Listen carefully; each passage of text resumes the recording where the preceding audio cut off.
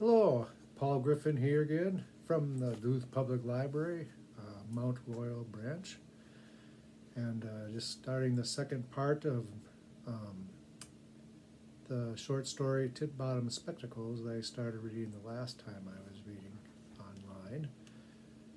Today is Tuesday, April 7th, and I lost count. I think we're on the 14th or 15th day of working at home, and some of it I enjoy, some of it I'm missing the library a lot. I'm missing the amount of action we have at Mount Royal, the patron interaction, the numbers of patrons that we have each day. I'm missing that part of it, that social action, I guess. I'm enjoying the walks I've been taking, the outdoor activities, raking and such. We chopped down a tree we had to get rid of in our yard also over the weekend, and I've been enjoying that. We've had some really nice weather during the days at least.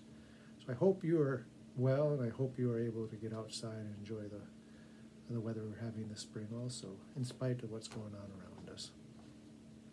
So today again I'm reading from the short story Titbottom Spectacle, published in the mid-19th century by George William Curtis. I've noticed on these older reads that the terms and phrases, even though they're English, they're used slightly different, and in my mind they seem a little more formal, but that could just be this particular story. But it's been a very enjoyable story so far. I've read it a couple times at home all the way through, and it is a good story. I cut it into 3 parts, so today I'm in what I'm calling part 2 of Titbottom's Spectacles.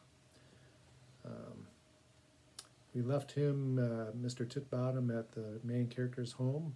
The main character and his wife were entertaining Titbottom for dinner after work one evening, and so I believe we're catching up, and Titbottom's telling the story of his spectacles.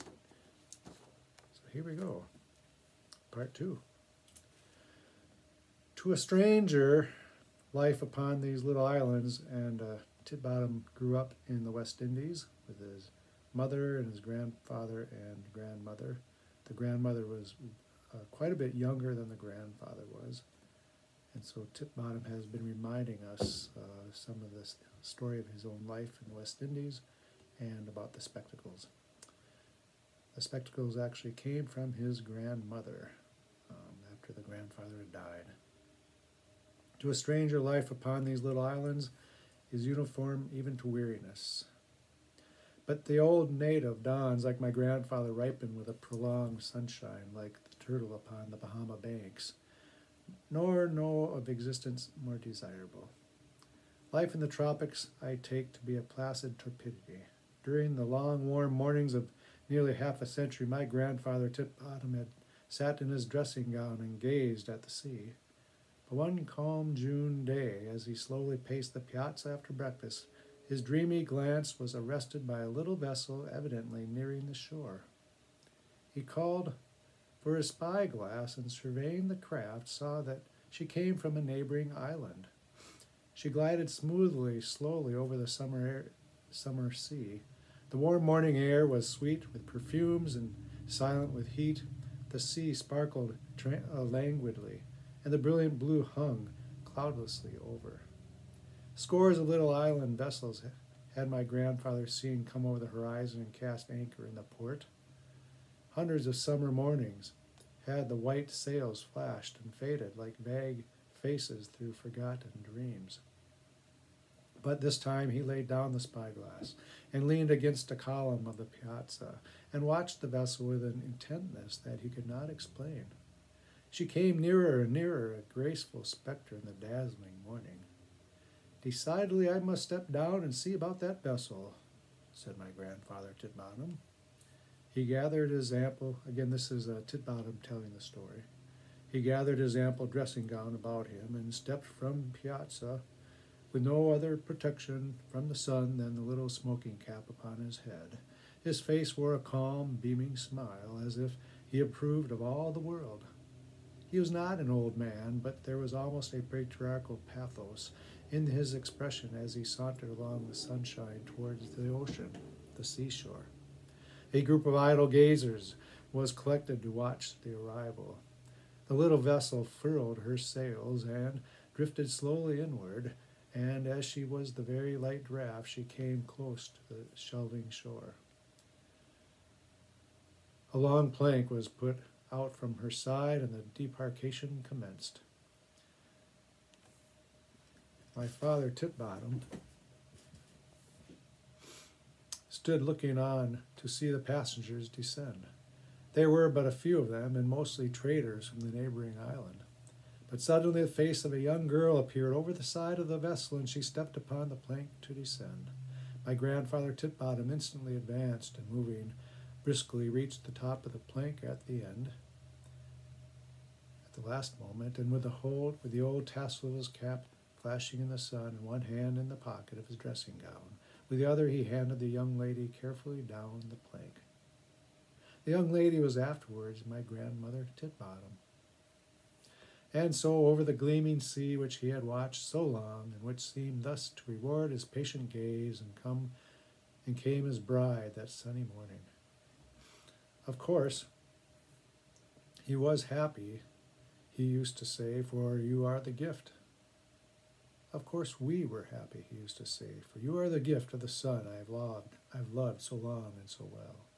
And my grandfather Titbottom would lay his hand so tenderly upon the gold hair of his young bride that you could fancy him a devout Parsee caressing sunbeams.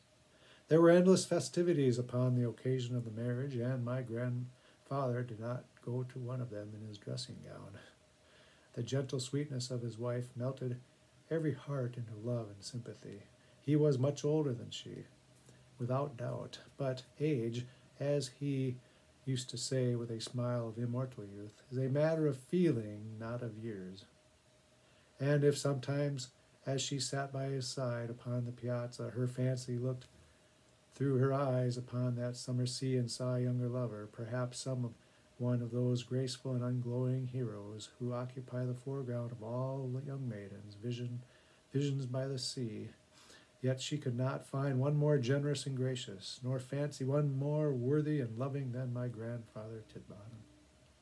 And if, in the moonlight, while he lay calmly sleeping, she leaned out of the window and sank into the vague reveries of sweet possibility, and watched the gleaming path of the moonlight upon the water until the dawn glided over it. It was only that mood of nameless regret and longing which underlies all human happiness, or it was the vision of that life of society which she had never seen, but of which she had often read, and which looked very fair and alluring across the sea to a girlish imagination which knew that it should never know that reality.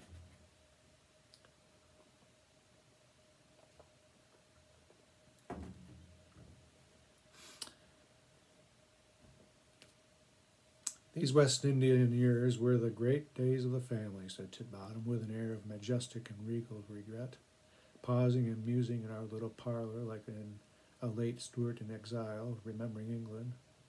Prue her eyes from her work, and looked at him with a subdued admiration, for I have observed that, like the rest of her gender, she has a singular sympathy with a representative of a reduced family. Perhaps it is their finer perception which leads these tender-hearted women to recognize the divine right of social superiority so much more readily than we, and yet much as Titbottom has enhanced in my wife's admiration by the discovery that his dusky sadness of nature and expression was, as it were, the expiring gleam and late twilight of ancestral splendors. I doubt if Mr. Bourne would have preferred him for younger bookkeeper a moment sooner upon that account. In truth, I have observed downtown that the fact of your ancestors doing nothing is not considered good proof that you can do anything. But Prue, this is the main character's wife, but Prue and her gender regard sentiment more than action, and I understand easily enough why she is never tired of hearing me read of Prince Charlie. If Titbottom had been only a little younger, a little handsomer, a little more gallantly dressed, in fact, a little more of the Prince Charlie, I am sure her eyes would not have fallen again upon her work so tranquilly as he resumed his story.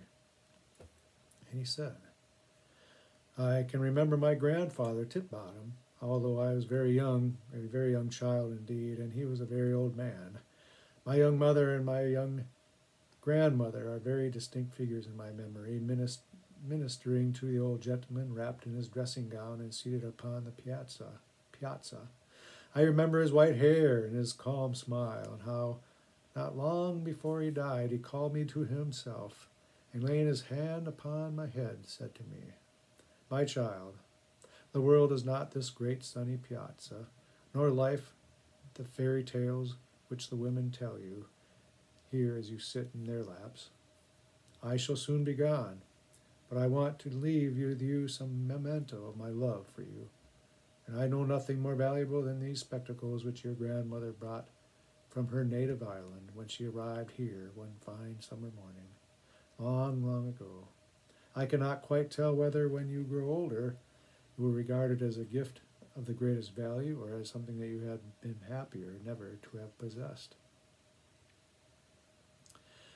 But Grandpapa, I am not short-sighted. My son, are you not human? Said the old gentleman.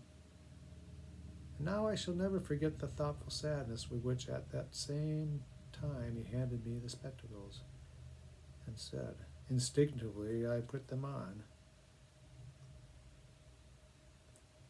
and looked at my grandfather.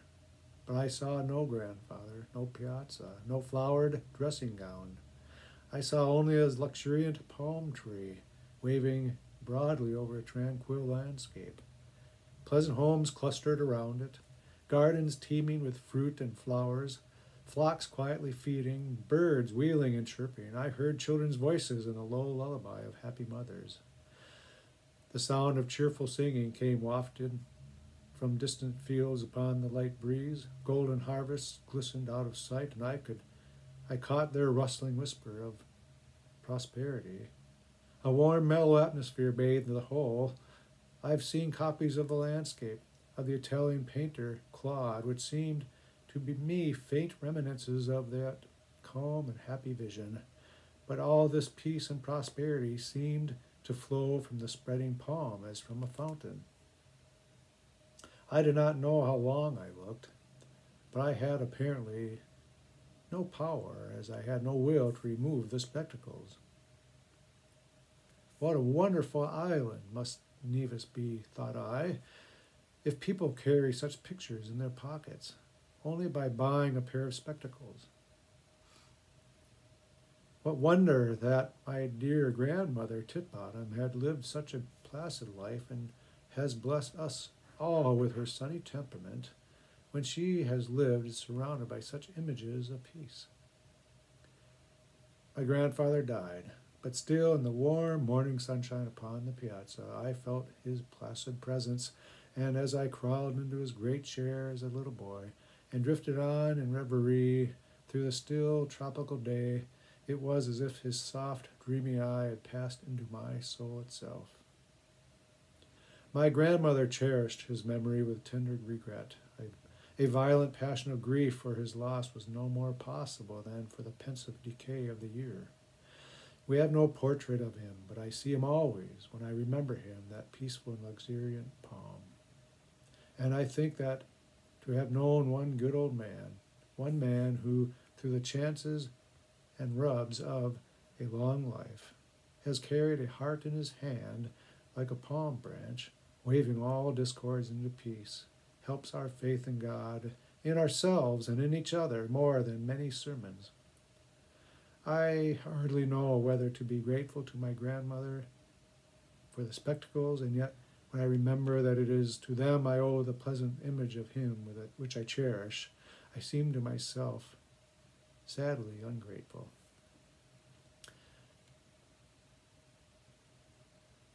Madam, said Titbottom to Prue solemnly, my memory is a long and gloomy gallery, and only remotely at its further end do I the glimmer of soft sunshine, and only there are the pleasant pictures hung. They seem to me very happy along whose gallery the sunlight streams to their very feet.